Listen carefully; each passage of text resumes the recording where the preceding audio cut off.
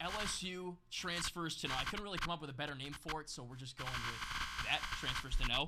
We got 5 here. These are guys that are projected to start for LSU this season, according to Phil Steele. And why this matters is because he talks with all the head coaches. He spoke with Brian Kelly. He got his version of the depth chart after spring practice and heading into the fall. So let's start with this. Logan Diggs, a guy that committed to LSU a couple months ago, only a sophomore, played running back at Notre Dame. He left because he wants more playing time, and really he wants more touches because they got another guy there, Audric Estime with the Fighting Irish, and he started to really take over the lion's share of the carries. But he started 5 games at Notre Dame, over 1,000 yards on the ground, about 5 per carry in 2 seasons there.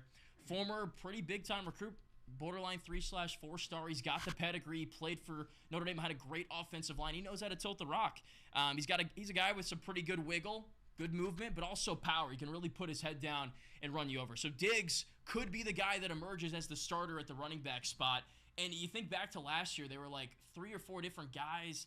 Goodwin, John Emery, Noah Cain. Nobody really took over as the starter in the running back room. So, perhaps Diggs can be that guy coming over from Notre Dame. All right, another one. Ovi Ogufu. That's a fun name. I like it. He comes over from Texas. He's a senior defensive end. What's interesting about this guy is he started his career at Notre Dame, then transferred to Texas, but he comes from a place nearby where I'm from. I'm from outside Detroit, Michigan. Ogufu's from Farmington, which is about 15 minutes or so outside Detroit. Played at Harrison High School, which is a powerhouse up in Michigan. And he committed to Notre Dame. He was way back in the class of 2018. So this is an older guy, but a really good athlete. I watched his tape in the Alabama game when Texas and Bama played last year. Wow, he was a problem. I mean, off the edge, up the middle, blitzes, run support. He was doing it all. I mean, he was getting to Bryce Young. Remember that game? It was 20-19. Alabama snuck out of there with a win because Quinn Ewers went down. They played really well. Ogufu individually played really well. 20 starts, about 100 tackles, 14 TFLs at Texas. Even got a shout-out for Brian Kelly, too, in his speech to the Rotary Club. So look out for Ogufu. I think he's wearing number 18, same as B.J. Ojulari last year. This guy is just like B.J. Ojulari, the same type of player, and he was really good for the Tigers last year. All right, we got a couple more defensive players. Omar Spates. He comes from Oregon State. Big dude, but he can also fly. Him and Harold Perkins, they're going to be fun to watch. I'm low-key an Oregon State fan because I play this video game and I rebuilt that team in NCAA 14, so I kind of have taken on their fandom a little bit. I saw this guy play a lot because I was tuning into their games. Sideline to sideline, he can move, and he can thump you in the run game too. I don't think people understand how big of a pickup this was. He was a first-team All-Pac-12 linebacker. He's only coming to the SEC because he wants a bigger spotlight. He wants to play the better teams. He wants to play in the bigger games. That's why he's here. This dude could play on any team in America. He could probably play in the NFL right now. And he's playing here at LSU. So Perkins, Spates at the linebacker spot, that's going to be insanely fun to watch. So I'm looking forward to seeing him play. Over 300 career tackles. His resume is like this long. Okay, so I don't need to read it to you. Just know this guy's a really good football player. Okay, 2 more. Zy Alexander, bit of a hometown kid, comes in from southeastern Louisiana. He's a corner, 4-star transfer cornerback in the portal. FCS All-American, too, in Hammond, America.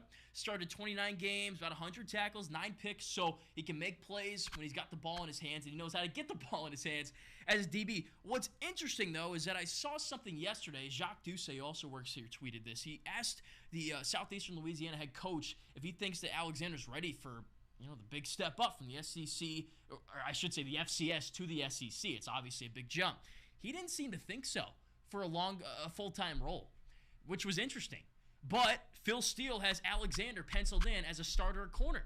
But they also got Denver Harris. They got another guy who I'm going to mention in just a minute. And they have other guys they pulled out of the portal. So really it's 4 or 5 guys that are competing for the 2 corner spots. But seems like Alexander's going to claim one of those, at least to start. This could be a position battle that moves into the season where if someone plays bad week 1, week 2, they make a switch. We'll see. All right, another corner, and the final for our transfers to know is Deuce Chestnut, Jr. He comes from Syracuse, where I went to college. So I've seen this guy play a lot of football. He was really good as a freshman. In fact, he was a freshman All-American.